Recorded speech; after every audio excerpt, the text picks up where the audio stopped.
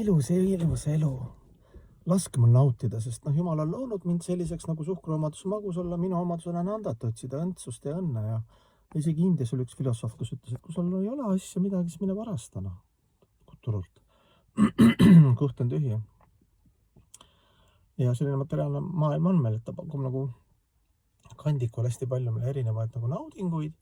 Ja siis me võib-olla aja jooksul näeme, et see nauding on nauding küll, aga pärast tuleb selle eest maksta, eks see narkots, et korraks viib nagu või seen viib ka korraks seenemetsa, aga pärast oled sõltuv sellest ei oskagi nagu selles reaalsuses enam elada. Näiteks.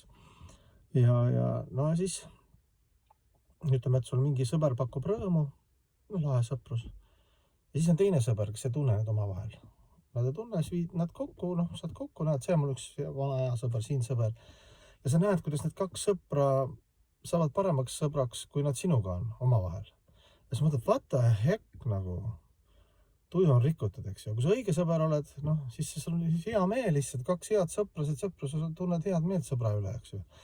Aga see kadeduse, iha ja viha, see ekspluateerimise energia on meil nii tugev. Et ja samal ajal see impulss, et meil on vaja anda õndsust, naudingut, rõõmu, eks ju, armastust.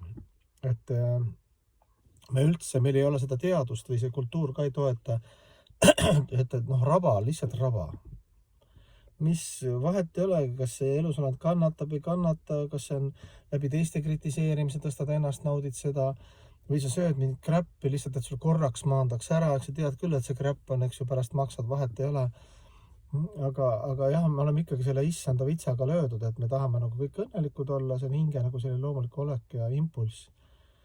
Ja siis, aga kas saad aru mingi hetk, et see kinkimise rõõm on ka variant, et kui sa tahad nautida, siis sa võib-olla vaatad mingi laps mürab väikse koeraga ja sa saad sellest nii palju rõõmu, kuigi otseselt see ei ole sinu laps ja sinu koer või see ei ole sina, kes naudib, aga sa näed, et nemad nagu mängivad ja see on nii naljakas selline rõõmu valmistav pilt ja sa saad aru, et rõõmu saab ka ja õnne saab kogeda ka nii, et keegi võib-olla sind tähele panegi, ei maksa raha ja otseselt su meeli nagu keegi ei tule teeb ai või see ei ole otseselt seksuaalne energia, et ma saan nautida mingit teist elusolendit, tema keha või et hoopis teised nagu kvaliteedid, seal nagu õnne, naudingute kvaliteedid on päris suur skaala, et seal on nagu selline reha õnne kvaliteet, eks nagu ma ütlesin, saad avanssi, siis saad laksu kätte ja siis pärast mõtled, et ilma hoopi proovisin.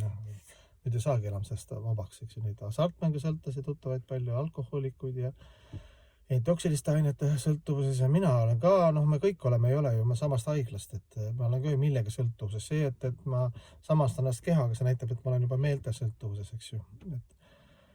Püüad seda lihtsalt tasapisi nagu parandada, et järjest kvaliteetsemaks. Et kui sa oled söögiori, söök sulle nii palju annab, eks ju, sõltud söögist ja läbi selle elurõõmu, siis püüad lihtsalt kvaliteetsemat toitu süüa ja enne vähemalt Jumalale pühitseda toitu ja toidu valmistamise ajal kuulata vaimseid asju, vaimset muusikat või ja sinna toidu söömist tänada ja proovid seda naudingu kvaliteeti lihtsalt ühendada väljaspoolsete asjadega. Ja siis tulebki välja, et see kinkimise rõõm on parem kui kingi saamise rõõm ja siis arendada endast seda, mõtled, et okei, et on olukord nagu mul on. Et olen selline nagu olen. Jumal on võib-olla paljastanud ka mind, ma enam-vähem saan pihta, eks ju.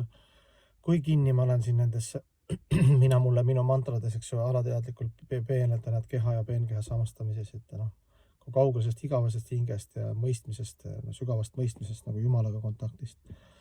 Aga sa mõtled, et aga ma hakkan arendama seda, et ma mõtlen, et kellel ja kuskil on hea. Ma mõtlen, et tuleb välja veedatest, et see vaimne dimensioon on suurem kui materiaalne dimensioon. Seal elamus elusolendid on vabanenud, mis enamus, kõik, eks 100%, seal surma, sündi, vanadust, haigust ei ole.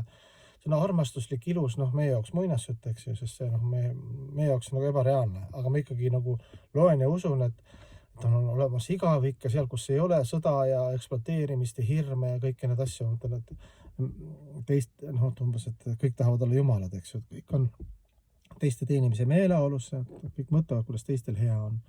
Ja sa mõtled, et Jumal on ka ja Jumal Krishna on ja temal on karjapoisid ja vend Balarama ja armastatud Radharani ja seal on suur seltskond Krishna lookal, see Krishna lookal on üldse nii suur ja seal on nii palju elusolend, et me võib-olla ei oska ette isegi kujutada, vaimse planeedi algne planeet. Vaimse dimensiooni algne planeet, seal on küll Vaikuntha planeedid, kus on Narayana erinevad vormid koos Laksmiga. Ja siis see on nagu suur seltskond nagu naudib ja seal on tõesti selle omagus püüdmatu imeline tants ja laul ja armastus, eks ju, ja see on igavesti.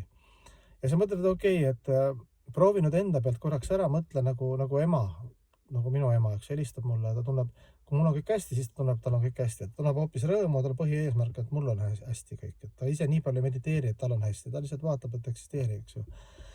Ja samamoodi sina ka mõtled, et kallis Jumal, et mul on nii hea meel, et kuskil on elus olendid ja sina, et kus on kõik hästi, kus on armastus ja igavik ja sealt vaimsest maailmast tuleb palju pühakuid ja esindajad ja sina kehastad, et meid tagasi meelitada, sest seal ei ole nagu seda ruumipuudust või armastuse puudust või sa ei ole oodatud, lihtsalt tuleb valmistada ette see, pöörata see kingi saamise rõõmu hulluse, kingi andmise rõõmu peale, et sa saad sellest sinu eesmärk ja põhilaks on see, et sa teisi teenid nagu suure rõõmuga, et see kõik, mis sul on, annad nagu teiste teenimiseks.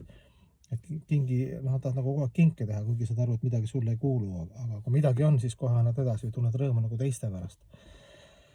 Et niimoodi transformeerid oma selle nagu mina mulle minu, eks ju, selle energia, mina on õnnetu, miks mul nii on, aga temal on ju parem, eks ju, miks ta nii ütles, eks ju, kõik see minu meeled, ma tahan süüa, ma tahan magada, ma tahan kõik mina läbi selle keha nagu nautida, eks ju, nagu vaikselt viid nagu välja poole.